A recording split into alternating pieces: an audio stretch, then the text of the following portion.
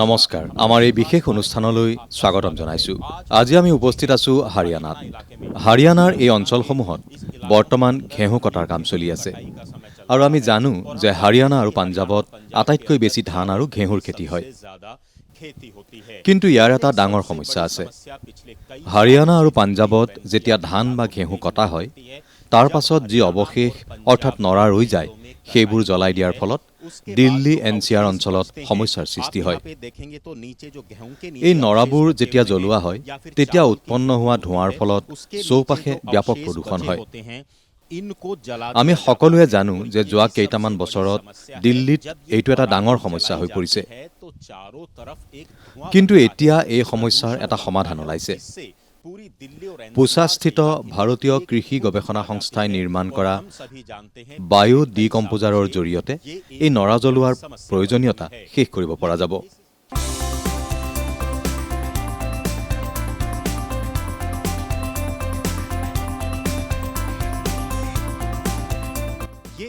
এইটো এক প্ৰকাৰৰ স্প্ৰে মেচিন, যাৰ জৰিয়তে নৰাৰ ওপৰত বায়ো ডিকম্পোজাৰ ছটিওৱা হয়।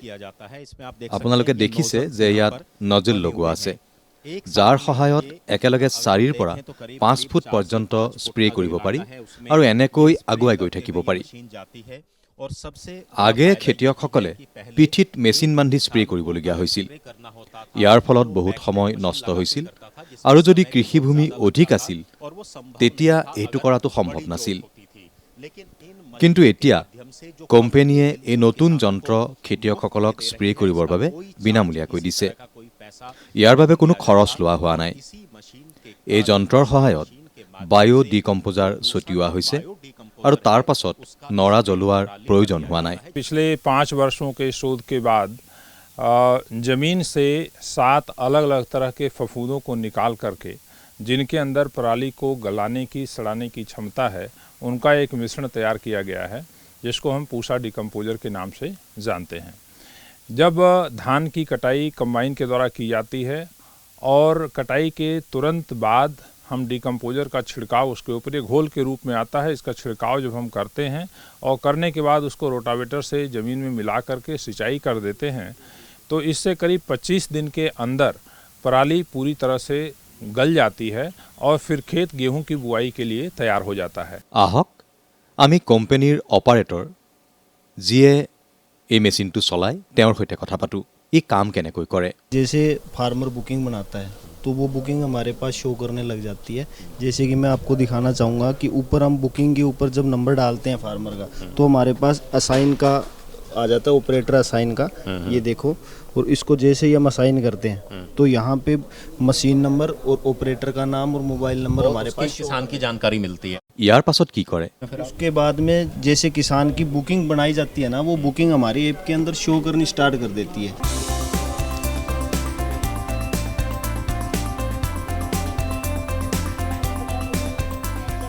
এয়া আপোনালোকে দেখিছে যে কেনেকৈ এই যন্ত্ৰটোৱে ইয়াৰ নজেলৰ সহায়ত স্প্ৰে কৰি ইয়াৰ দিঘ আৰু প্ৰস্থৰ হিচাপত মাটিত বায়ো ডিকম্পোজাৰ ছটিয়াব পাৰে।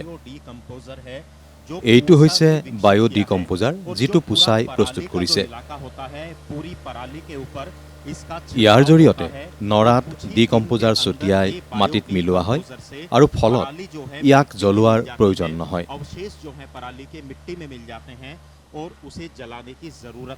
এইটোৱেই সেই প্ৰযুক্তি, এইটোৱেই সেই যন্ত্ৰ যাৰ ফলত ভৱিষ্যতে আৰু নৰা জ্বলোৱাৰ প্ৰয়োজন নহ'ব আৰু দিল্লী এনচিআৰ এলেকাৰ কোটি কোটি লোকে প্ৰদূষণ সহ্য কৰিব নালাগিব।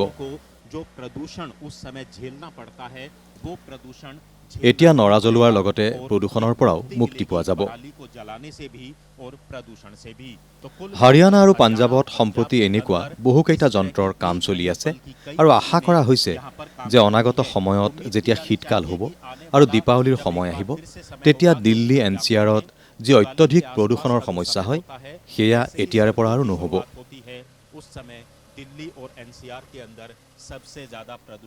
বলক এতিয়া আমি পথাৰলৈ যাওঁ আৰু এই কোম্পানীয়ে কেনেকৈ কাম কৰিছে আৰু খেতিয়কসকলক কিদৰে সজাগ কৰিছে সেয়া চাওঁ।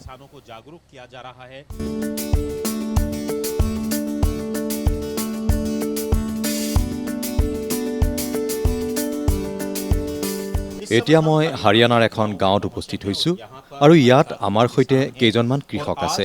মই এওঁলোকৰ সৈতে নৰাৰ সমস্যাৰ বিষয়ে কথা পাতিম। হাৰিয়ানা আৰু পাঞ্জাৱত নৰা এটা ডাঙৰ সমস্যা আছিল। অৱশ্যে এয়া তেওঁলোকৰ বাধ্যবাধকতা আছিল, কাৰণ নৰা জ্বলাই দিয়াৰ বাহিৰে তেওঁলোকৰ ওচৰত কোনো সমাধান নাছিল। কিন্তু এতিয়া এই কোম্পেনীয়ে বায়ো ডিকম্পোজাৰ ছটিয়াবলৈ আৰম্ভ কৰিছে আৰু খেতিয়কে এতিয়া নৰা জ্বলোৱা নাই। যেতিয়াৰে পৰা পুছাৰ বায়ো ডিকম্পোজাৰ ওলালে তেতিয়াৰে পৰা এই গোটেই অঞ্চলত নৰা জ্বলোৱা হোৱা নাই। पहले ये बहुत बड़ी समस्या थी जब पराली का समाधान करने के लिए के संसाधन नहीं थे, और आज की डेट में देखा जाए तो आज की डेट में पराली कोई अभिशाप नहीं है, वो एक बहुत बड़ा वरदान है। इससे हमें खाद बनाने में थोड़ा सा वो मिला है, पराली इसमें मिल गई है और खेत में मिलजुल के खाद का बेनिफिट हमें मिला है, ताकि खेत हमारा उपजाऊ बन सके। और जब हम जलाते थे पराली को, उससे जो हमारे जीवाणु हैं वो जल के नष्ट कम हो जाते थे और खेत पर असर पड़ता था।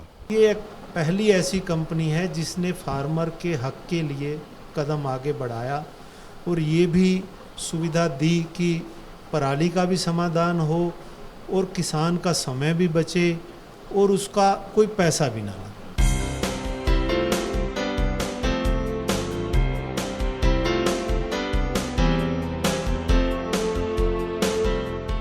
যেতিয়াৰে পৰা পুছাৰ বায়ো ডিকম্পোজাৰ ওলালে তেতিয়াৰে পৰা এই গোটেই অঞ্চলত নৰা জ্বলোৱা হোৱা নাই। প্ৰগতিশীল কৃষক সত্যেন্দ্ৰ শৰ্মাই এই ডিকম্পোজাৰে খেতিয়কসকলক কেনেকৈ আৰু কিমান লাভান্বিত কৰিছে সেই সম্পৰ্কে আমাক কয়। छोड़ दिया जी, पहले इसका वो था जलाते थे लोग, अब उसके बाद डीकम्पोज़र आ गया तो पूसा डीकम्पोज़र इस बार किया तो उसके रिजल्ट्स बहुत अच्छे आए हमारे, तो अब इसको पराली को जलाना बंद कर दिया। क्या रिजल्ट्स आए, थोड़ा मुझे एक्सप्लेन करके बताइए। रिजल्ट्स ये आ गए कि जो पहले जलाते थे उसके हमें भारी नुकसान थे। एक तो इसकी जो खेती की थी मिट्टी की गुणवत्ता ख़त्म हो जाती थी, जो हमारे इसमें तत्व होते हैं वो फिनिश हो जाते थे। दूसरा, जब आग जलाते थे हादसे बहुत होते थे, और जैसे ये पेड़ खड़ा है पेड़ भी नष्ट हो जाते थे, पेड़ के ऊपर जो घोंसले बनते थे या जीव होते थे वो भी सारे ख़त्म हो जाते थे। कुछ ऐसे जीव भी हमारे ख़त्म हो गए जो आज आपको नज़र नहीं आ रहे, ड्यू टू सिर्फ ये था कि मतलब जैसे हम आग लगाई वो भी ख़त्म हो जाते, उनके अंडे तक ख़त्म हो जाते थे। और इसका जो फ़ायदा हुआ हमें, जितना ऊपर से अनाज आता है उतना ही इसके नीचे उसका जो वेस्ट है वो अगर मिट्टी के अंदर कल्टीवेट हमने कर दिया तो कंपोस्ट खाद का काम करेगा, और वो उसके रिजल्ट्स आपके सामने हैं। इसके अंदर सभी हमने जितने भी खेत हैं सभी के अंदर डिकम्पोज किया हमने और उसके रिजल्ट आए हैं, और ये हमारी फसल भी अच्छी हुई है, बहुत बढ़िया है। হাৰিয়ানা আৰু পাঞ্জাৱত নৰা জ্বলোৱাৰ ফলত যি সমস্যা হৈছিল সেয়া লাহে লাহে কম হৈছে। ডিডি নিউজৰ জৰিয়তে আমি জনাবলৈ বিচাৰিছোঁ যে বিজ্ঞানীসকলে, খেতিয়কসকলে নাৰ্চাৰ.ফাৰ্ম কোম্পানীয়ে যি দায়িত্ব লৈছে তাৰ ফলত অনাগত সময়ত প্ৰদূষণৰ পৰা মুক্তি পোৱাৰ লগতে নৰা জ্বলোৱাৰ প্ৰয়োজনীয়তাও অন্ত পৰিব।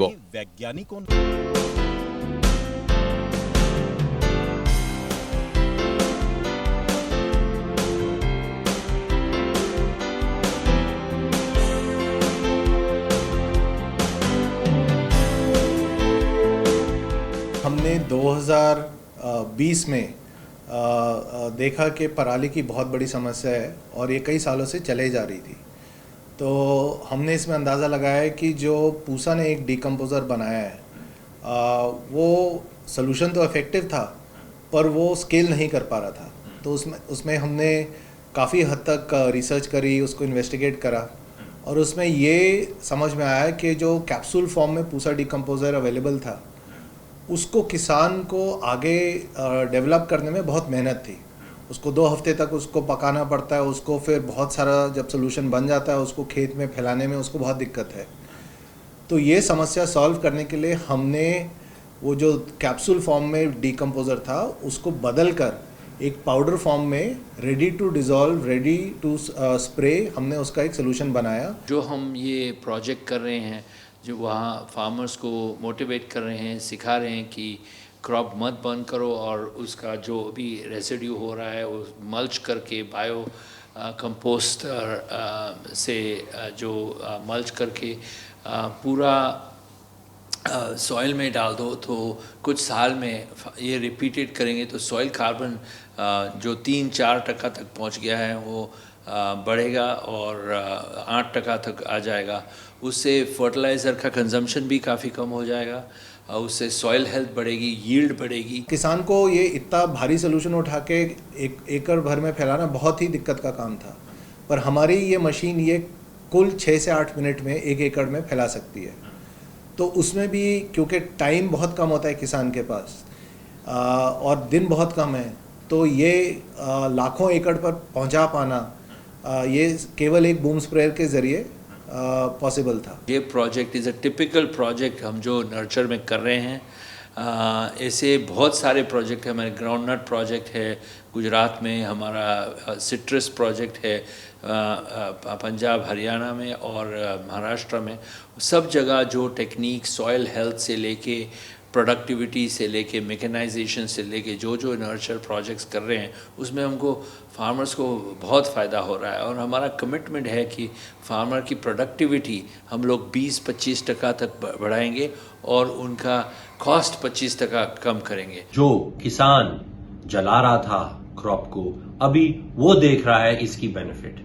हमारे पास लगभग 60 लाख एकर्स है जो ये हम कर सकते हैं और हमारा ये विश है कि हम 2 साल में पूरा कवर करें। এই যুৱতীসকলে গাঁৱৰ ঘৰে ঘৰে গৈ খেতিয়কসকলক নৰা নজ্বলাবৰ বাবে সজাগ কৰে। এওঁলোকৰ লগত কিছুমান ফৰ্ম আছে আৰু এওঁলোকে বুজায় যে প্ৰযুক্তিৰ সহায়ত ডিকম্পোজাৰ ছটিয়ালে নৰা জ্বলোৱাৰ প্ৰয়োজন নহ'ব।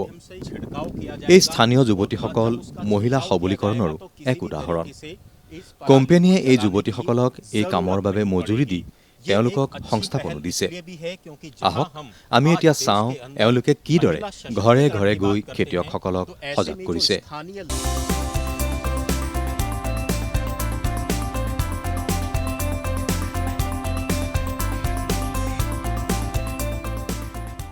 पीछे हम आए थे ये डीकम्पोजर के लिए, ऊषा डीकम्पोजर के लिए, पराली के लिए। तो आगे जो भी अपनी ये धान की पराली होगी उसको जलाना नहीं है, उसके लिए भी हमारे पास सोल्यूशन है डीकम्पोजर का। हम स्प्रे करेंगे फ्री ऑफ कॉस्ट, जो हमने पिछली बार की है फ्री ऑफ कॉस्ट स्प्रे की है। उसमें क्या है कि आप 2 या 3 दिन बाद मल्चर या हैरो वगैरह चला दो खेत में, तो जिससे वो पराली मिट्टी में मिल जाएगी। उसके बाद उसमें पानी दे दो एक। যি নৰা আগতে আপোনালোকে জ্বলাই দিছিলে এতিয়া তাৰ এটা উপায় ওলাইছে যে আপুনি ডিকম্পোজাৰ ব্যৱহাৰ কৰিব পাৰে। আগতে আপোনালোকে কি কৰিছিল আৰু এতিয়া কি কৰে? पहले तो आग ही लगा देते थे जी उसमें। उससे क्या होता था कि ज़मीन का भी नुकसान होता था, काफ़ी जो हमारे साथी मित्र कीट हैं वो भी मर जाते थे उसमें, आग में जलकर ख़त्म हो जाते थे, जिससे कि भूमि की जो उपजाऊ शक्ति है वो धीरे धीरे ख़त्म होती जा रही थी। হয়, এতিয়া নৰা জ্বলোৱা নহয়। ওচৰৰ গাঁৱৰ বাসিন্দা এই যুৱতীসকলে খেতিয়কসকলক সজাগ কৰিছে। এই কৃষি মিত্ৰসকলে এওঁলোক যুৱতী এই গাঁৱৰে ওচৰ পাজৰৰ। এওঁলোকে খেতিৰ অৱশেষ জ্বলোৱাৰ সলনি বায়ো ডিকম্পোজাৰ ব্যৱহাৰ কৰিবলৈ খেতিয়কসকলক সজাগ কৰাৰ দায়িত্ব লৈছে। এওঁলোকৰ হাতত মোবাইল ফোন আছে, যাৰ সহায়ত এওঁলোকে খেতিয়কসকলক এটা এপ ডাউনলোড কৰি দিয়ে।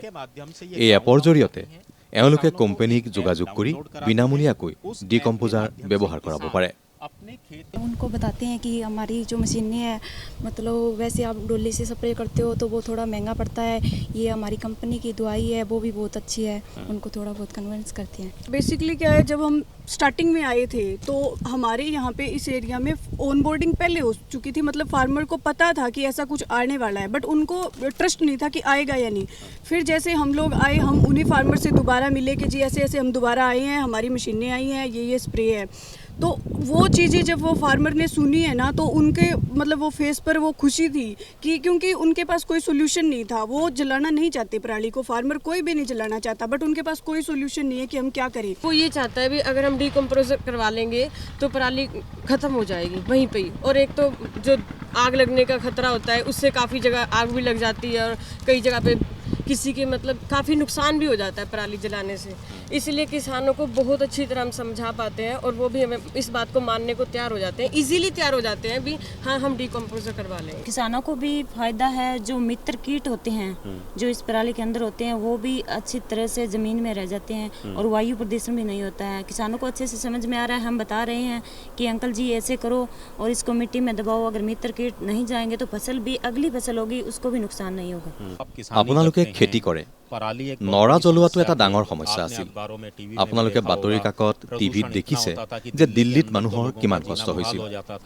এতিয়া আপোনালোকে এই কথাটো বুজি পাইছেনে যে নৰা জ্বলাব নালাগে, তাৰ ওপৰত বায়ো ডিকম্পোজাৰহে ছটিয়াব লাগে। बहुत फायदे हो रहे हैं जी इससे। पहले हम आग जलाते थे, फिर बहुत नुकसान होता था जी हमारा। अब बिल्कुल बेनिफिट हो रहा है जी हमारे को।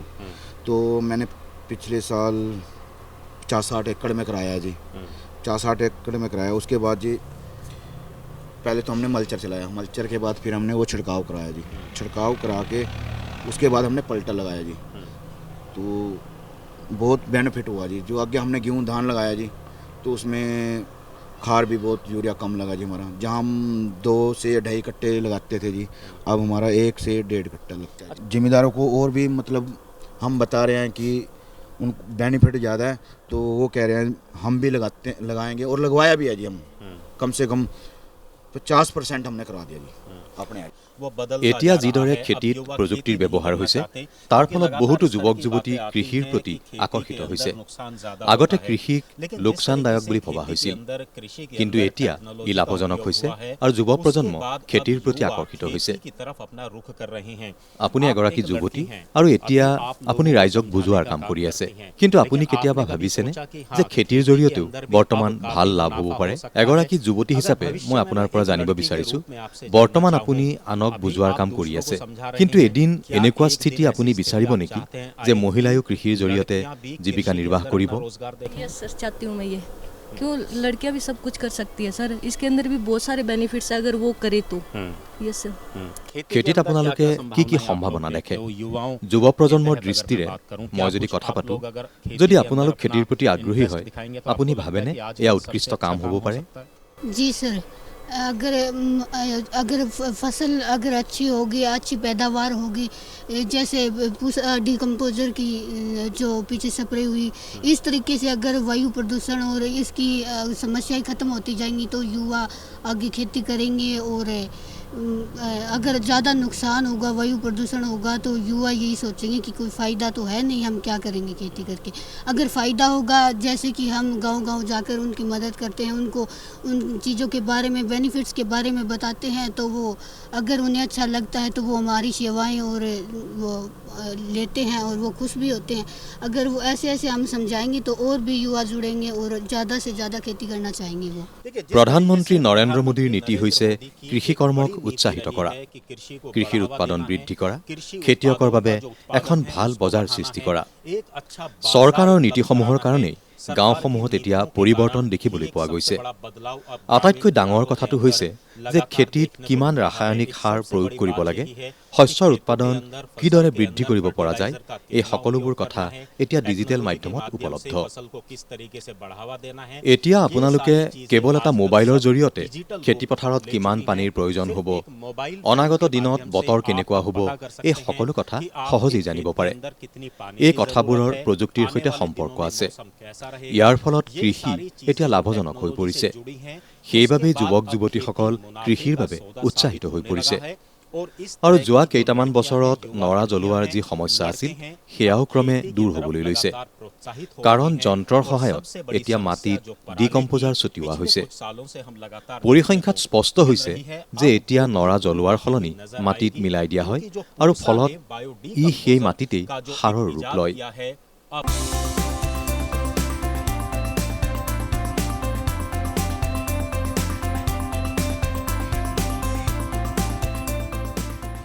আমি কাৰ্ণালৰ নেবল গাঁৱত উপস্থিত হৈছোঁ। ইয়াতো আগতে নৰা জ্বলোৱা হৈছিল। কিন্তু এতিয়া পৰিস্থিতি সম্পূৰ্ণ সলনি হৈছে। ইয়াত এক পৰিৱৰ্তন দেখা গৈছে।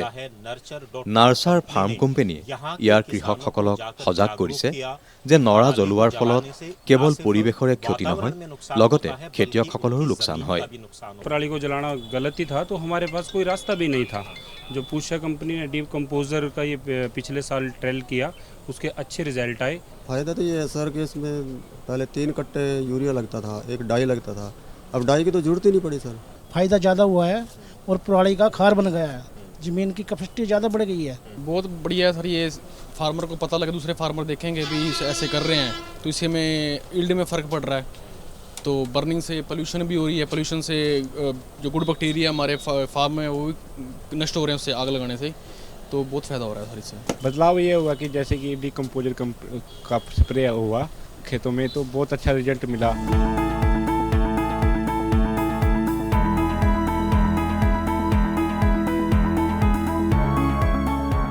এই ধৰণৰ বুম স্প্ৰেয়াৰ যন্ত্ৰৰ ফলত খেতিয়কসকলৰ যথেষ্ট সহায় হৈছে। কেৱল নৰাৰ ক্ষেত্ৰতে নহয়, অন্য খেতিতো ইয়াৰ সহায়ত স্প্ৰে কৰিব পৰা হৈছে। हम ये जो काम कर रहे हैं ये फार्मर की वेलफेयर के लिए कर रहे हैं, किसानों की भलाई के लिए कर रहे हैं। हमारे फार्मर्स के लिए आज की डेट में सबसे बड़ी प्रॉब्लम है कि उनके पास टेक्नोलॉजी का जो प्रोसेस है वो बहुत छोटा है। उसके पास हमें इस मशीन को हमने अपने सिस्टम के साथ बनाया है, और इस मशीन के अंदर अगर आप देखेंगे तो फार्मर की जो यूनिकनेस है, इसके अंदर जो इस मशीन की यूनिकनेस है, हमने उसको डाला है जो फार्मर की प्रॉब्लम को कम कर पाए। এই সময়ত হাৰিয়ানাত ঘেঁহু কটাৰ কাম চলি আছে আৰু সকলো খেতিয়কেই পথাৰত ব্যস্ত। কিন্তু এটা ডাঙৰ সমস্যা হৈছে যে ক্ষুদ্ৰ কৃষকসকলে খেতিৰ বাবে সাধন কেনেকৈ পাব। ইয়াৰ বাবে কিছুদিন আগেয়ে প্ৰধানমন্ত্ৰী নৰেন্দ্ৰ মোদীয়ে কৈছিল যে খেতিয়কসকলৰ বাবে প্ৰযুক্তিৰ সৰ্বাধিক ব্যৱহাৰ হোৱা উচিত। প্ৰযুক্তিৰ জৰিয়তে এতিয়া যিকোনো ক্ষুদ্ৰ কৃষকক যেতিয়া ট্ৰেক্টৰৰ প্ৰয়োজন হয় বা অন্য যন্ত্ৰৰ প্ৰয়োজন হয়, শস্য ৰোৱা আৰু কটাৰ সময়ত ডিজিটেল প্ৰযুক্তিৰ জৰিয়তে এই সকলো বস্তু কিছুমান এপৰ জৰিয়তে পোৱা যায়। मेरे पास अब 3 विशाल कंबाइन है जी, और एक रिपर है, ट्रैक्टर है। बुकिंग लेने के बाद जब मेरे पास मैसेज आता है तो मैं उसको कलेक्ट करता हूँ, तो मैं फार्मर से कांटेक्ट भी करता हूँ। उसके बाद मैं फार्मर के खेत में जाता हूँ और वहाँ पे जाके मैं जो उसकी बुकिंग है उसको ओके कर देता हूँ। ऑनलाइन ऐप पे लोड करके, ऑनलाइन बुकिंग करके जो भी मशीन चाहिए मिल जाती है। स्प्रे वाली भी मिल जाती है, कटाई वाली, गेहूँ काटने वाली, भूस वाली। ईब बहुत बढ़िया सिस्टम हो गए हैं। पहला हम कुएं गैल बल्दां गैल पीछे कुएं चलाया कराते, बोर हो गए, सारा कुछ फायदा हो गया। আগতে যিদৰে কীটনাশকৰ অত্যধিক ব্যৱহাৰ হৈছিল, খেতিয়কসকলে নাজানিছিল যে তেওঁলোকৰ খেতিত কিমান ঔষধ দিব লাগে বা কিমান দিব নালাগে। এতিয়া চৰকাৰ আৰু কিছুমান ব্যক্তিগত কোম্পানী কৃষি ক্ষেত্ৰত আগবাঢ়ি আহিছে। ইয়াৰ ফলত আৰু প্ৰযুক্তিৰ সহায়ত কৃষকসকলৰ যথেষ্ট লাভ হৈছে। সেইবাবে যোৱা কেইটামান বছৰত দেশত খাদ্যশস্যৰ অভিলেখ সংখ্যক উৎপাদন হৈছে। কেৱল উৎপাদনেই নহয়, যোৱা এবছৰত যথেষ্ট ৰপ্তানিও হৈছে। ইউক্ৰেইন আৰু ৰাছিয়াৰ মাজত যুদ্ধ চলি থকা এই সময়ত সমগ্ৰ বিশ্বকে ঘেঁহুৰ যথেষ্ট প্ৰয়োজন। এই সময়ত ভাৰতে সৰ্বাধিক ৰপ্তানি কৰি আন দেশসমূহক সহায় কৰিছে। ইয়াৰ আটাইতকৈ ডাঙৰ কাৰণ হৈছে দেশৰ কৃষকসকল।